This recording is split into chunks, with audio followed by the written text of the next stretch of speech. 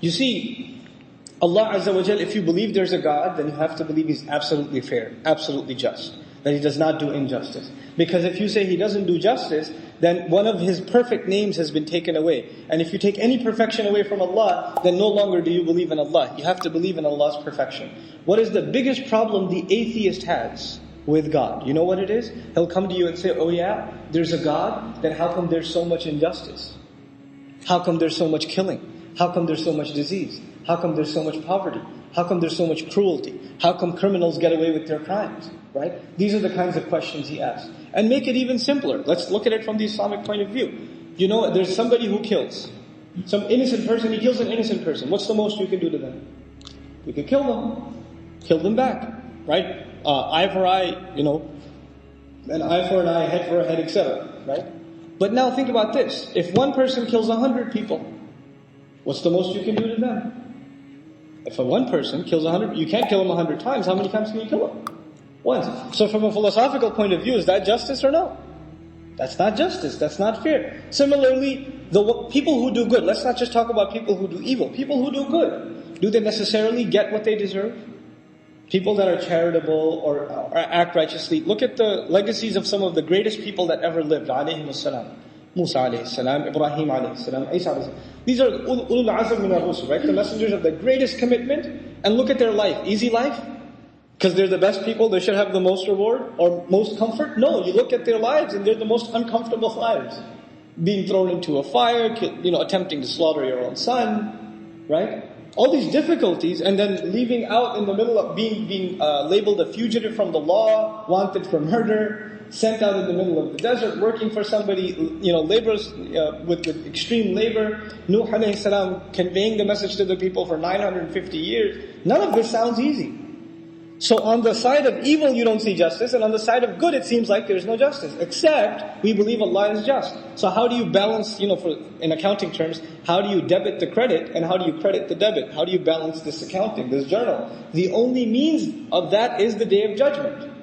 The only means of that is the Day of Judgment. If you don't believe that Allah will do justice on that day and that guy who killed 100 people will pay for every one of them fully, then you don't believe that He's fair, ma'adallah. So your belief in Allah disappears.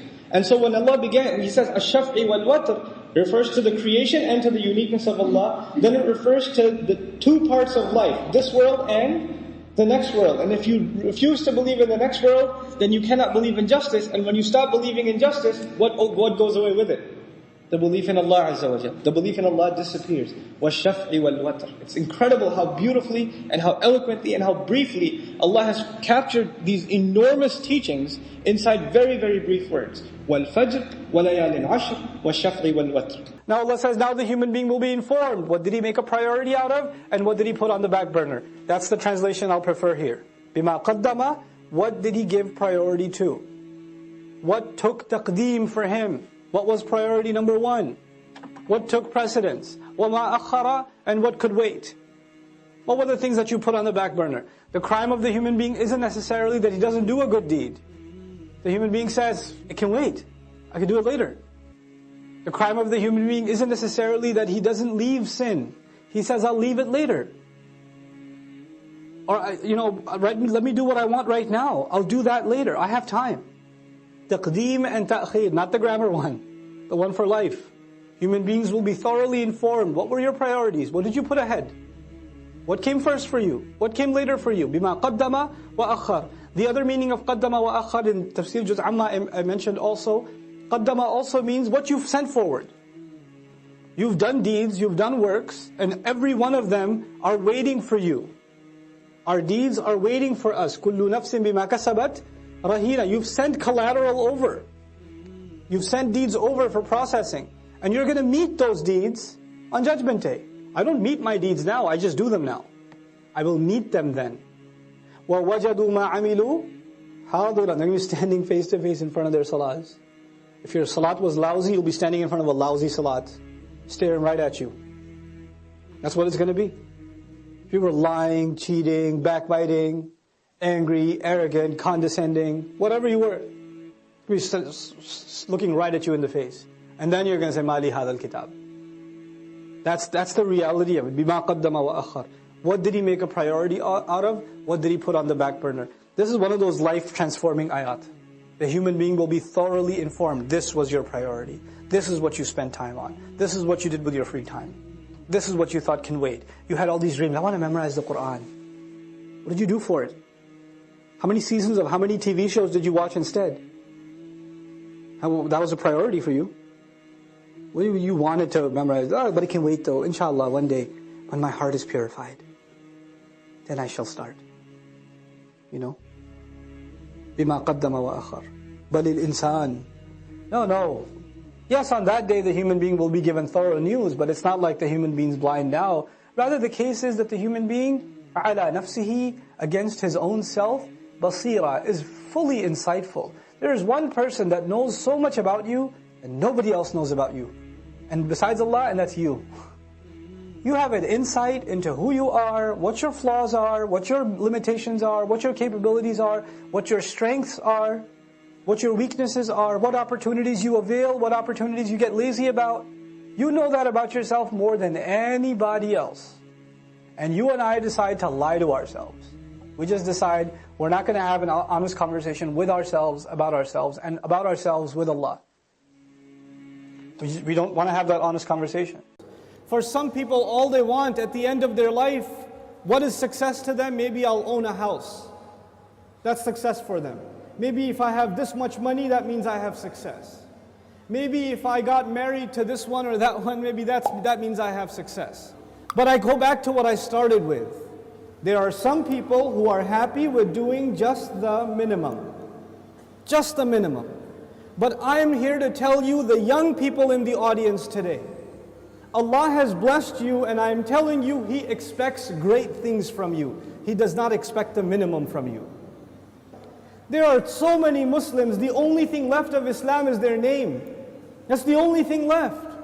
They don't care about salat, they don't care about halal and haram. They're far from this deen. What can I do to further this deen? What can I do I shouldn't just be happy that so many people come and attend Jumu'ah. Does that mean everybody's heart is clean? Does that mean that we don't need any more reminder? Is that what that means? Or are there evils in our society? Are there youth that are turning towards drugs?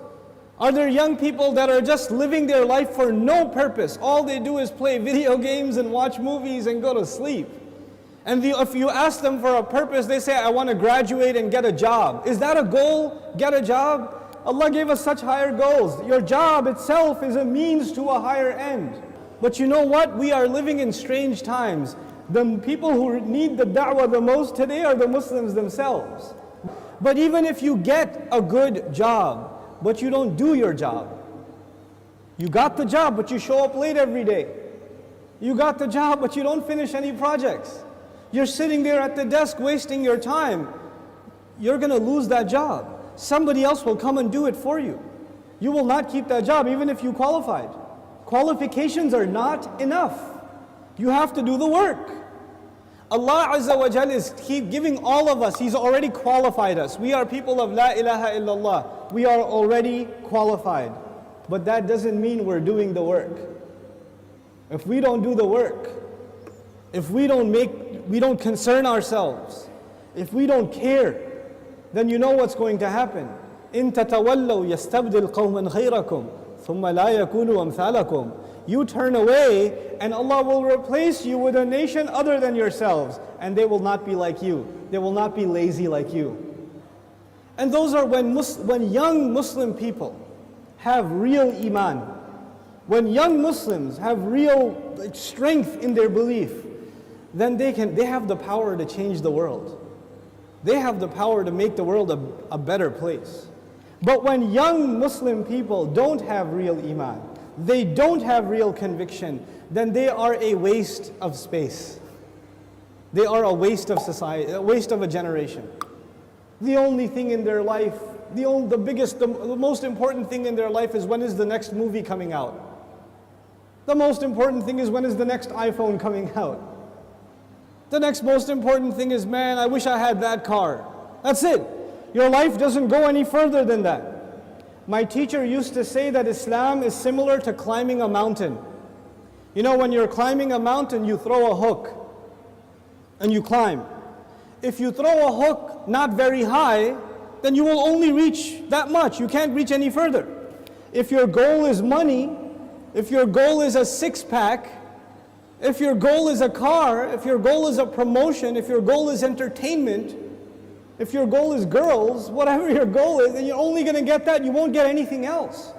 But if your goal is something higher, to serve something more than yourself, you don't live a selfish life, you want to live for the sake of Allah and for the benefit of others, that's how you want to live, then you will benefit yourself definitely, but you will be honored in the eyes of Allah because you set your goal much higher.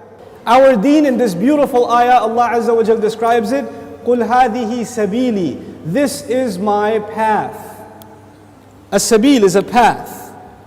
And you know what? Allah did not say in this ayah, قُلْ هَذَا دِينِي, this is my deen. Tell them this is my religion, this is my Islam, this is my truth, this is my book. He didn't describe it with any other language except this is my path. And all of you know a path is like a journey. So Islam itself is being described as a journey in this ayah. What does that mean? That means you have, in any journey you have to make progress, right? So even if you take one step, you are more closer to your destination than the day before or the step before. Every single moment you are making progress in a journey. And in this ayah, Allah's Messenger says, sallallahu alayhi wasallam, this religion of mine and this religion of yours and ours, Islam, is a journey, which means I am supposed to do something more for this deen than I did yesterday. And I'm supposed to do more tomorrow and more tomorrow and more tomorrow. I'm supposed to go further.